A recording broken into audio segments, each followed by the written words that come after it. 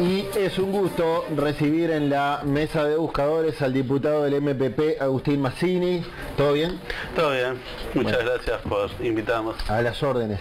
Agustín, ¿qué mirada tenés del presupuesto que planteó el gobierno, que ahora ustedes ya están amasando, analizando, diseccionando en la Cámara de Diputados? Bueno, es para el contexto, un muy buen presupuesto. Nosotros, lo decía el ministro, tenemos unas restricciones fiscales que no nos esperábamos. Obviamente, cuando nosotros hicimos el programa electoral y en la campaña manejábamos 2,6 de déficit fiscal, y bueno, nos encontramos que era 4,2 ese 2,6. Yo siempre hago la traducción a cuánto es del presupuesto, ¿no? Cuánto es el porcentaje del presupuesto, porque es 4,2 de todo el Producto Bruto Interno. Y si el presupuesto es el 30% del Producto Bruto, cuando uno transforma ese 4,2 te quedan 14. O sea que el gobierno pasado, de cada 100 pesos que le entraba, gastaba 114. Bueno, eso es una situación que se puede sostener por un par de años, pero hay que tratar de revertirlo. Y ahí los estados tienen dos caminos, o tres.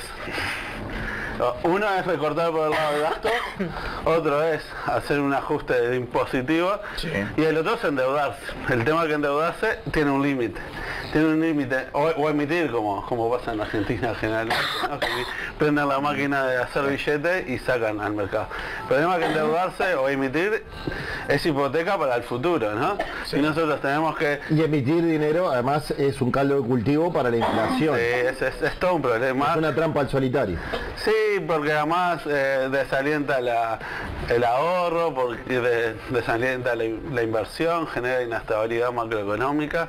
La verdad es pan para hoy y hambruna para mañana, no hambre para mañana. Entonces, este es un presupuesto que, si bien es audaz porque hay aumento del gasto presupuestal, también genera que esas políticas públicas y que esos aumentos sean sustentables para el futuro, porque no nos puede pasar que nosotros ahora gastemos y cubramos toda la demanda y dentro de 5 años estemos en una situación como la que está en estos días Argentina, que no se sabe para dónde va a explotar la cosa. Bien, ahora, has escuchado a la oposición y dicen... ya le están mintiendo a la gente porque dijeron que no iban a crear nuevos impuestos, lo dijo claramente Yamandu Orsi de cara al debate previo al balotaje. 2 veces Miranda a Cámara dijo no se va a aumentar impuestos y ahora hay 4 nuevos impuestos. Bueno, hay algunos impuestos directos y otros que son aumentar el alcance de los impuestos ya existentes. ¿Y por qué digo eso? Porque una cosa es hay algún concepto impositivo que es la elusión fiscal, que en realidad no se conoce mucho. Uno habla más de evasión fiscal y es la gente que directamente busca mecanismos para no pagar impuestos. Ahora, la ilusión es esquivar el impuesto. Entonces, si yo, por ejemplo, tengo cierta parte de mi capital invertido en real estate o bienes raíces, lo pongo en Uruguay y pago impuestos y lo pongo en Estados Unidos y no, bueno, esas cosas es elusión fiscal. Ahora, cobrarle ese impuesto que le cobro a la gente que pone la plata en Uruguay y en Estados Unidos es poner un impuesto nuevo o generar un nuevo alcance para evitar además la inversión en la fuga de capitales, que es un problema que tenemos en los países tercermundistas. Lo mismo pasa con el impuesto a los aumentos del capital en el exterior, que tampoco se estaba cobrando. Y el otro cuarto que también se nombra es el del tax holiday, que es a la gente que viene a Uruguay durante cierto tiempo no se le cobra impuesto, y ese impuesto es para los que van a venir, y no tiene sentido que alguien venga a Uruguay y esté 10 años sin pagar impuestos y no le pidamos nada a cambio, ni siquiera que invierta en negocios que son importantes para el país. Después está el impuesto a Temu, que es el efecto Temu, sí. Bueno, vamos a decirle Temu. Sí, dale, ya viene, el impuesto Temu. Todo el mundo. Porque en realidad... Ahí no parece grabar a los ricos, a los más pudientes, sino a la clase media uruguaya que de repente se ahorra sin comprar nada suntuoso. Compra todo el mundo, a veces las cosas que compras en Temu, está el chiste, ¿no? Desde el Temu, porque vos ves en la pantalla una cosa y después cuando te llega es bastante diferente. Pero saliendo de eso, es un impuesto que pretende protegernos de la invasión de productos chinos, que es un problema no solo de Uruguay, ¿no? Es un problema global. China, en el medio de una guerra comercial con Estados Unidos, nos bombardea a productos, a precios que a veces... Bueno, pero te invade de manera hasta legal, porque vos tenés el mercado chino, hay en Camino Carrasco... no estamos hablando, nosotros China es un socio comercial y político. Importante entre el mercado chino, que es un importador que trae pagando los impuestos que tiene que pagar y demás. Exacto, y que además tiene personal a cargo, ¿no? Bueno, pero bueno, también es un impuesto que está en estudio, así que vamos a ver cómo termina, pero la idea es si, ¿qué hacíamos frente a esta situación de tener este déficit fiscal tan alto? Recortábamos políticas públicas, aumentábamos el IVA como pasó en algún gobierno, o vamos y buscamos certeramente en los lugares donde puede aparecer algo de plata de gente que tiene capital, porque el que tiene una propiedad en el exterior o el que tiene una acción en el exterior, en general son personas que están bastante bien económicamente y además que están eludiendo impuestos locales. No puede ser que castiguemos al que invierte en Uruguay y premiemos al que invierte en otro lado. Entonces, esto más allá del problema fiscal, son impuestos que igual iban a aparecer, porque son correcciones lógicas de un país de protegerse a sí mismo. No es solamente porque uno cuando pone un impuesto tiene obviamente una componente recaudatoria, pero también tiene una componente de protección del país. Y estos impuestos son impuestos que no solamente generan algo más de recaudación,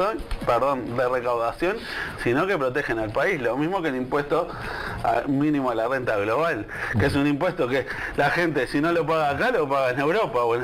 Entonces no tiene mucho sentido que una empresa multinacional que está produciendo en Uruguay, nosotros lo exoneremos para que cotice en Europa sus impuestos. No tiene demasiado sentido. Dijiste que este presupuesto es el más grande en la historia del país en materia educativa. Sin embargo, has visto que la universidad, hubo una movilización universitaria pidiendo mayores recursos y bueno, ¿por qué entendés que es el presupuesto más grande en la historia del país? Porque yo estimo que Casciani también pretendía algo más de presupuesto. Todos pretendemos algo más de presupuesto. Todos quieren más. El tema de la frazada corta, ¿no? Pero... Sí, la frazada corta y bueno, en el momento que acabamos de terminar de explicar, ¿no? La herencia, decís vos. Y nosotros tenemos un presupuesto que calificamos de carnaval electoral, ¿no? Porque además uno ve la gráfica del gasto del gobierno de la calle Pou y tiene una U, es una U. O sea, se gastó poco al principio y mucho sobre las elecciones, incluso teniendo pandemia al principio, donde uno esperaría que el Estado... Que se gaste más. Que se gaste un poco más. Entonces, este presupuesto del carnaval electoral, este gobierno lo que hace es agarrar eso como línea base, porque se usa en la ejecución del 2024 como línea base. Si uno agarra la ejecución del 2024 y encima hay incrementos presupuestales, cuando uno lo suma en los 5 años, no es que se me ocurra a mí, va a ser el presupuesto educativo más grande de la historia.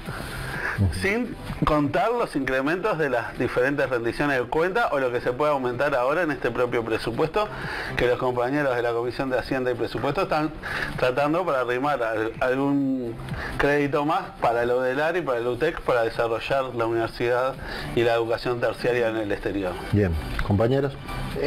Agustín, bueno, hay una discusión de fondo que tiene que ver más allá del presupuesto con lo que se debatió en campaña electoral sobre educación y el planteo del gobierno anterior cuando planteó la transformación educativa, ¿no? Como eso, una especie de nueva reforma educativa con un nombre diferente que manejó en su momento Robert Silva, quien estaba al frente, que le puso el concepto de transformación educativa. Varias veces acá preguntábamos en campaña si el gobierno nuevo, en el caso que fuera el Frente Amplio, iba a modificar esa transformación educativa, darla de baja y cambiarla por una nueva transformación o como sea.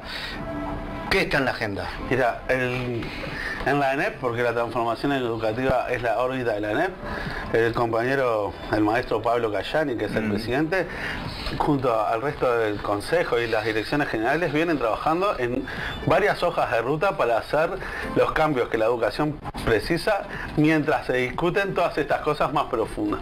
Obviamente la revisión de la transformación educativa es una de esas, y está en debate con las ATD, con los sindicatos, con los profesores organizados, no solamente sindicalmente, porque los que estuvimos la legislatura pasada, yo estaba en la comisión de educación, y pasaban todos los días un colectivo nuevo de docentes haciendo planteos, críticas. Sí, nunca estuvieron de acuerdo. Nunca estuvo nadie de acuerdo con la transformación educativa. Parece poco sensato dejarla como está. También parece poco sensato que si las clases empiezan el 2 de marzo y el presidente de comisión de la ANEP arranca el 1 de abril, cambie todo en 2 meses. Entonces lo que estamos haciendo ahora es, junto con los docentes, los estudiantes y los gremios, ver qué cosas hay que cambiar para el año que viene y qué cosas van a ir cambiando durante los 5 años, porque tampoco podemos volver para atrás, porque tampoco tiene mucho sentido retroceder, y tampoco podemos agarrar a los estudiantes de rehenes del cambio de administración. Entonces, esa es una de las hojas de ruta. Pero por otro lado, como la ANEP no para, se salió a buscar a los gurises que no estaban yendo a la escuela, porque ¿qué importa cuál es el marco pedagógico o el programa si los chiquilines no están en la escuela? Faltan 5.000 gurises en la escuela, el gobierno salió y en una campaña de 1 mes y medio logramos recuperar 2.000 chiquilines para la educación pública. Chiquilines que no eran que estaban en otro tipo de propuestas, estaban en la calle o no teniendo educación. Por otro lado está el fortalecimiento de la educación en los primeros años de vida. La obligatoriedad a partir de los 3 años, que por ejemplo plantea Robert Silva, que parece que vivió en un termo los últimos 5 años porque se le ocurrió ni bien perdió las elecciones, estamos construyendo la posibilidad de tener oferta a partir de los 3 años para que todos los gurises puedan ir. ¿Y por qué? Porque cuando uno está en la primera etapa de la vida, es mucho más importante asistir a la educación porque se detectan dificultades de aprendizaje, se detectan problemas en la familia, se genera alimentación para que los chiquilines tengan un desarrollo, y si están afuera del sistema es mucho peor. Y además, ¿cómo lograron recuperar esos 2.000 y pico de chicos? Y saliéndolos a buscar, con maestros comunitarios que salían, cruzábamos datos con ACE, con el MIDES, y bueno, y con las propias listas de los gurises sabíamos que estaban, y había que salirlos a buscar, y todavía nos quedan un montón afuera que son mucho más difíciles de encontrar, pero no puede ser que en este país que nacen 30.000 gurises por año tengamos 5.000 afuera de la escuela. Sistema, claro. Porque eso además es una pérdida de oportunidades para ellos, para toda la vida y para el país. Eso para nosotros, ese dato de que era salirlos a buscar y en un mes habían 2.000 más, eso es chocante, porque no es más recursos, no es mejores maestros, es con lo que había la voluntad política. Ahora, meter esos 2.000 gurises en la escuela y nos van a generar dificultades que antes no teníamos, porque esos gurises van a traer problemas que antes no estaban en las aulas. Ahora, son los problemas que nosotros nos queremos comprar. ¿Por qué? Porque quiere decir que le estamos llegando a todos. Es muy fácil mejorar en las pruebas PISA si yo saco a los 5.000 gurises que están peor en la sociedad y los dejo afuera del sistema educativo. Obviamente que después cuando hago las evaluaciones me da mejor. Ahora, yo los quiero a todos y que todos lleguen a los objetivos, no que solo lleguen a los objetivos los que pueden, y los que quedan afuera del camino que se arreglen como puedan. Tu especialidad es en los temas educativos, es lo que te gusta y por eso integrás la comisión. Sí, además yo soy docente, soy profesor de física, que todo el mundo me dice, de física, porque están más acostumbrados a los profesores de historia. Claro. Pero bueno, sí, toda la vida militando y trabajando en la educación pública. Y hay una novedad que es la presentación del programa de alimentación en educación media realizado por ANEP. Son 57 nuevos comedores que la ANEP va a instalar en secundaria. En media y en UTU también. En educación media y en UTU. ¿Por qué entendés vos que esto es a su vez una herramienta para que los chicos asistan a clase? Para que mejore la asistencia. Mira, tiene varios componentes. El primero es el de generar comunidad educativa. Uno va a los lugares donde se siente cómodo. Si yo puedo comer, me relaciono con otros compañeros, me hago amigos, me genero vínculos sanos, voy a tener ganas de volver a la escuela. La propia alimentación es un incentivo. Sí, lo triste sería que vayan porque tienen hambre y No necesitan van. comer, ¿no? Sí. Muchos van. Pero bienvenido, ¿no? Claro que No, a ver, lo que desde mi época, nosotros tenemos que llevar a los gurises a la escuela.